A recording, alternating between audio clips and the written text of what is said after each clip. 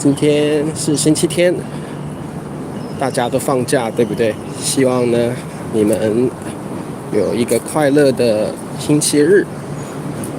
那今天呢，老师又来散步了，顺便直播来讲一些故事给大家听。那今天要讲什么故事呢？各位同学知道棺材吗？棺材，如果一个人死了之后，我们会把它放到棺材里面，再埋到土里面，埋葬起来。所以棺材就是人死后装尸体的一个容器吧，一个东西。那通常棺材是用木头刻的，所以英文叫 coffin， 对不对 ？coffin。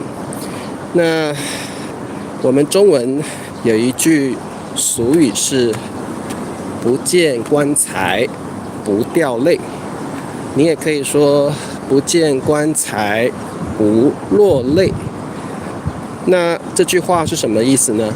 不见棺材就是你没有看到自己的棺材，不掉泪，你是不会哭的。你什么意思呢？你没有看到自己的棺材，你是不会哭的，表示一个人做一件事情，明明知道这件事情有很大很大的后果，会发生不好的结果，但是他一直做，一直做，一直做，他不管后果有多严重，他还是会继续做这个不好的事情。因为人就是这个样子。比如说一个人很喜欢赌博，那不管发生什么后果，他都要去赌博，因为他已经上瘾了。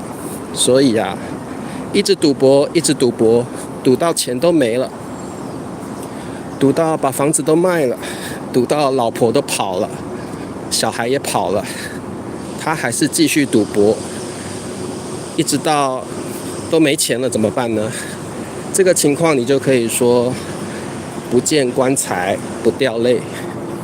你明明知道一件事情有很严重的后果，但是因为呢你没有办法控制自己，你就会一直做，一直做，一直做。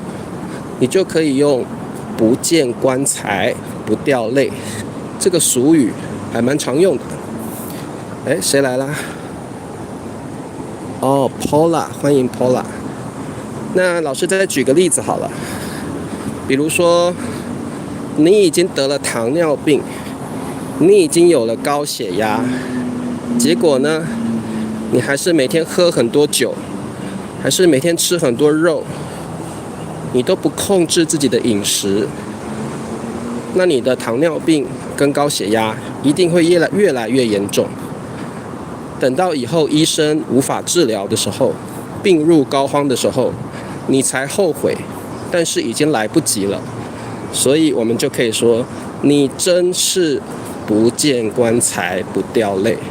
你都得了那么严重的高血压，还有糖尿病，你还每天喝这么多酒，抽这么多烟，你真是不见棺材不掉泪。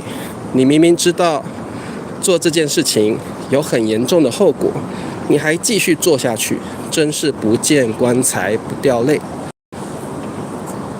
再举个例子好了，比如说你爱上了一个女人，这个女人已经结婚了，她已经有老公了，但是你还是很爱她，你想要跟她结婚，还跟她偷偷约会。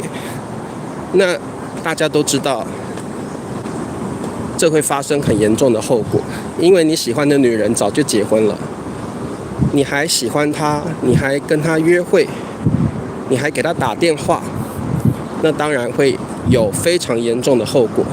这个时候你就可以跟你的朋友说，千万不要再跟这个有夫之妇约会啦，因为呢如果你再继续下去的话，那是会有很严重的后果。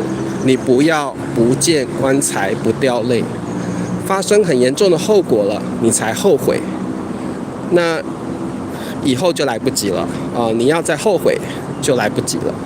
所以呢，不见棺材不掉泪，就是用来形容一件事情，你明明知道会有不好的后果，但是你还是继续做下去。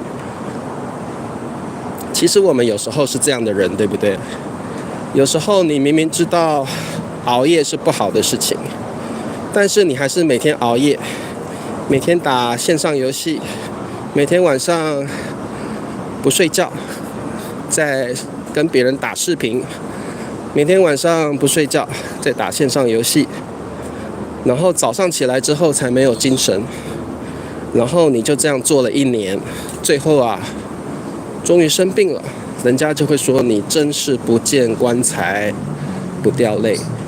明明知道熬夜是不对的，你还继续做下去，真是不见棺材不掉泪。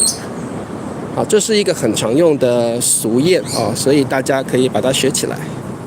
其实这个俗谚有下一句话叫做“不到黄河心不死”。那它当然也是有一些很有趣的故事。那下次呢，再跟各位同学分享这些很有趣的俗谚，其实它都有很有趣的故事哦。好，那么我们下次再见咯。喜欢今天的俗语吗？不见棺材不掉泪，它不是成语哦，它是俗语，或我们说俗谚。那但是日常生活真的很常用，所以呢，你们可以自己试试看。你可以在下面造句哦 ，comment below and make a sentence， 让我知道你会不会用“不见棺材不掉泪”这个俗语，好不好？或者你自己是不是这种人呢？